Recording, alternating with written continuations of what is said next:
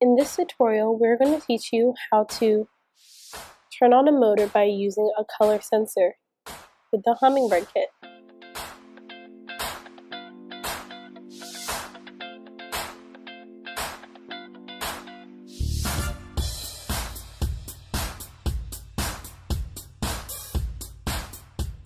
The first step is add a start button.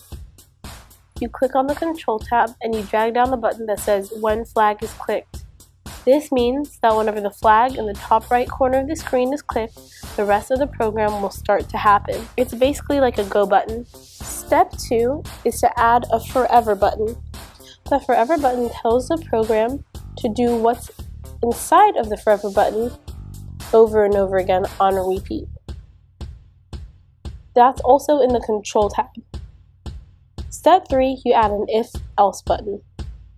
This button basically gives a sensor or something, whatever you choose, a situation and says, if the situation is true, then I want blank to happen. And if it's not true, then I want blank to happen.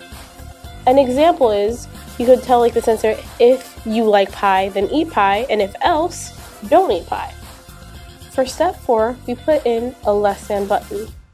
This button has 2 spaces in it, and in the first space we're going to put the color sensor that we're going to use.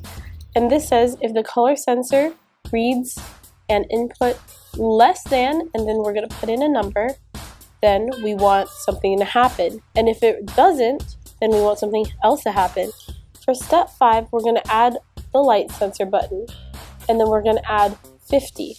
Now 50 is just a number that we decided to use in this scenario, but you can use any number that you want.